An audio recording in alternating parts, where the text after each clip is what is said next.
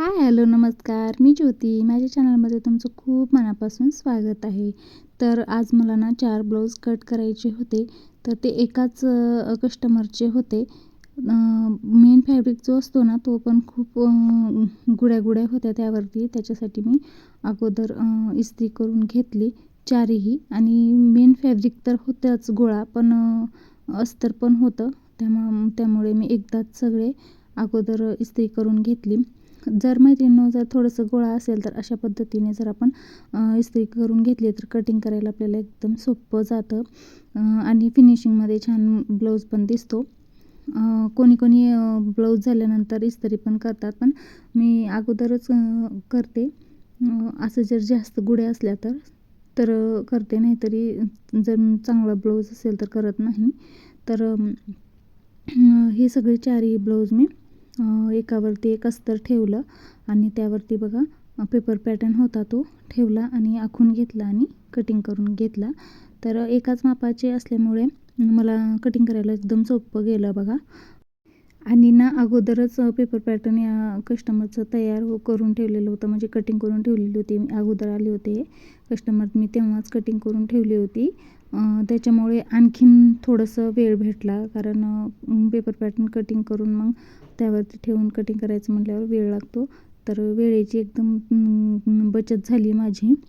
तर बघा अशा पद्धतीने मी ठेवून जसं जसं कपडा आणि हे असताना खूप कमी होतं, तरी पण मी ॲडजस्ट करून बघा अशा पद्धतीने मी ठेवून ॲडजस्ट करून मी ब्लाऊज कटिंग केला. तर कधी-कधी ना कस्टमर छोटंसं कमी अस्तर देतात आणि होतं त्याच्यामध्ये जरूर होतं असं सांगतात. पण एकदा त्यांना कटिंग करायला लावलं आणि शिवायला लावलं ब्लाऊज तरच त्यांना समजेल. कारण कमी कपड्यामध्ये कधी-कधी कमी कपड्यामध्ये पण होऊन जातं असं वाटतं त्यांना. कपडा उरवून आपल्याला तर काय करायचं आहे कपडा उरवून त्यांचा. पण जर कपडा जर कधी कमी पडला तर आपणच जास्त आपल्या जवळचाच अस्तर जर उरलेला दुसऱ्याचा असेल तर तो लावून आपण शिवून देतो. पण त्यांना असं वाटत नाही की आपण कपडा ठेवून घेतो ते असं वाटतं. पण काय करायचं आहे आपल्याला, कपडा जास्तीचा ठेवून घेऊन पण हे अस्तर ना खूप कमी होतं, पण कटाकटी बरोबर झालेलं आहे.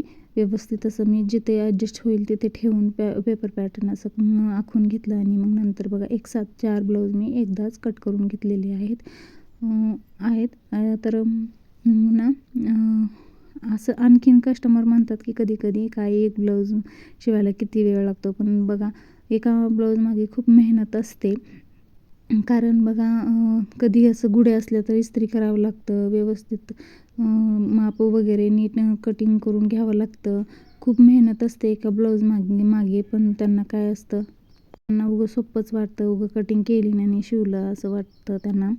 पण असं काही नसतं, पण खूप मेहनत लागते एका ब्लाऊजमागे.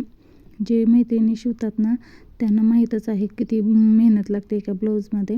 जर आणखीन त्यामध्ये डिझाईन वगैरे असेल तर मग तर आणखीन थोडा वेळ लागतो. आणि ना तसं तर मी संध्याकाळीच ब्लाऊज कटिंग करून ठेवत असते, म्हणजे दिवसाला आपल्याला शिवता येतं टाईम भेटल्यानंतर, म्हणून मी सगळं घरचे कामे आवरून. तर बघा ते तर मला आज ना संध्याकाळी काल वेळ भेटला नाही म्हणून मी दुपारीच कट करून घेत होते. पण आज काही मला फक्त शिवणं झालं नाही, फक्त कटिंगच करून घेतली हे 4 ब्लाऊजची. आता उद्याला पोह्यात हे होतात का. तर मैत्रिणींनो, जसा वेळ भेटला ना तसा मी काम करत असते.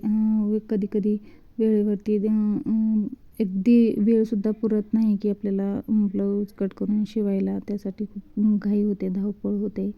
तर बघा आता हे माझे चारही ब्लाऊज कटिंग करून झालेले आहेत. असंच मेन फॅब्रिकवरती ठेवून मी कटिंग करून घेणार आहे.